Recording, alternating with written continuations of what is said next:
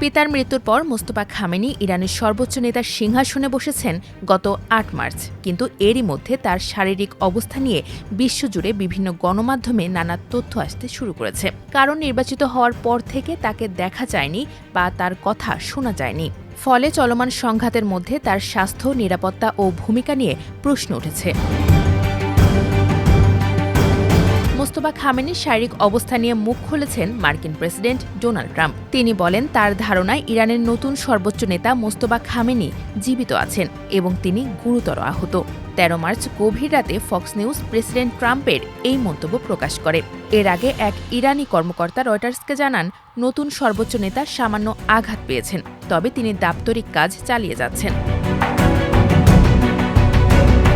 British গণমাধ্যম the গার্ডিয়ানের প্রতিবেদন বলছে, মোস্তফা খামেনি কতটুকু আঘাত পেয়েছেন বা এখন কেমন আছেন তা জানা না গেলেও তার পা ভেঙেছে এবং মুখে আঘাত পেয়েছেন, সেই বিষয়টি নিশ্চিত। গত ২৮ ফেব্রুয়ারি সর্বোচ্চ নেতার কার্যালয়ে হওয়া সেই হামলা থেকে মোস্তফা খামেনি সম্পূর্ণ অক্ষত অবস্থায় ফিরবেন এমনটা অসম্ভব মনে হচ্ছিল। কারণ তার বাবা আয়াতুল্লাহ আলী খামেনি, তার মা, স্ত্রী এবং তার এক ছেলেও ওই হামলায় নিহত হয়েছেন। মোস্তফা তার বোন, ভগ্নিপতি এবং এক ভাগ্নিকেও হারিয়েছেন। সর্বোচ্চ নেতার পুরো কার্যালয়টি ধ্বংস হয়ে গিয়েছিল। সেখান থেকে মোস্তফা খামেনি কিভাবে বেঁচে ফিরলেন তা নিয়ে প্রশ্ন উঠেছে। দ্য গার্ডিয়ানের প্রতিবেদনটি বলছে, অন্ততপক্ষে এটি তার উপর শারীরিক না হলেও একটি গভীর মানসিক ক্ষত রেখে যাওয়ার কথা। প্রবাসে থাকা বিরোধী গোষ্ঠীগুলো দাবি করেছে খামেনি কোমায় আছেন এবং হাসপাতালে অত্যন্ত গোপনীয়তার সঙ্গে তার চিকিৎসা চলছে। মোস্তফা নিজেই জানেন না যে তিনি সর্বোচ্চ নেতা হিসেবে মনোনীত হয়েছেন বা তার পরিবার কি ভয়াবহ ক্ষতির সম্মুখীন হয়েছে।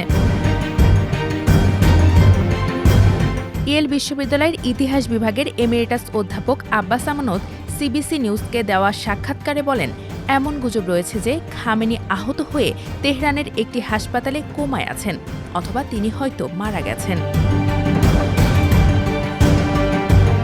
এদিকে ওয়াশিংটন ডিসির জর্জটাউন বিশ্ববিদ্যালয়ের মধ্যপ্রাচ্য ও ইসলামী রাজনীতি বিষয়ের সহযোগী অধ্যাপক নাদার হাশিমি বলেন, যত বেশি সময় মোস্তফা খামেনি জনসম্মুখে উপস্থিত হবেন না, তত বেশি তার আঘাতের মাত্রা ও গভীরতা নিয়ে গুজব ছড়াবে।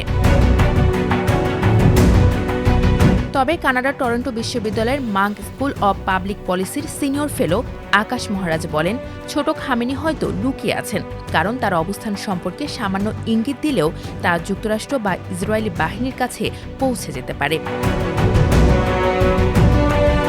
মোস্তফা খামেনির প্রথম বার্তা আরও উদ্বেগ বাড়িয়েছে। ১২ মার্চ মোস্তফা খামেনির প্রথম বক্তব্য পড়ে শোনান ইরানের টেলিভিশনের একজন উপস্থাপক। এছাড়া তার নতুন কোনো ছবিও প্রকাশ হয়নি। ফলে বিশেষজ্ঞরাও উদ্বেগ প্রকাশ করে বলছেন, আহত খামেনি তেহরানের কোনো হাসপাতালে কোমায় আছেন অথবা মারা গেছেন।